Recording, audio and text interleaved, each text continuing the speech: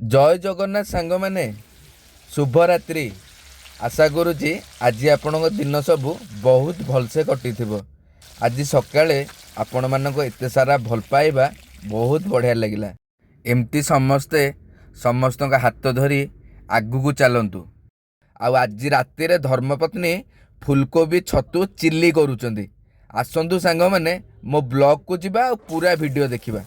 देखु चिल्ली पे फास्ट रसुण अदा लंका भाजवा आरंभ कले। भाजी सारा पर देखो कैप्सिकम आ पियाज ताको भी पके भाजवा आरंभ कले। सांग मैंने एमती आपण मैंने वीडियो देखु था आ मिठा मिठा कथा कहू था।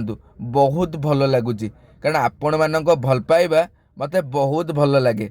एते सारा भाई भौणी मैंने लाइक कमेंट करती बहुत भल लगे लाइक कमेंट पढ़िया को। सांग मैंने एमती एक्चुअली आपण मैंने भल पाइबा दौ था। आपण मानू छतु चिल्ली कोबी केमती लगे जदि आपण मानू भल लगे निश्चिंत कहिबे। देखन सांग मैंने धर्मपत्नी तो बहुत बढ़िया से चिल्ली कोबी करुचंदी। एबे चिल्ली कोबी रे ग्रेवी करने को कॉर्नफ्लोर पानी पकई सारा पर चिल्ली कोबी रो प्रोसेस देखंतु सरी सरी आसिला। सांग मैंने देखंतु केते बढ़िया देखा जाउची चिल्ली कोबी।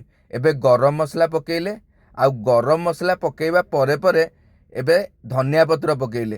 धनिया पत्र पकई साइला पर देखन सांग मैंने छतु चिल्ली कोबी केते बढ़िया देखा जाउची।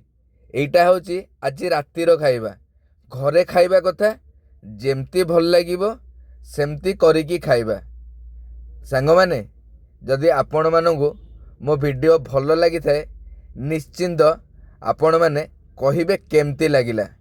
रहुची सांग मैंने जय जगन्नाथ। भगवान आपन को सबुबले एमती खुशी रे रखंतु।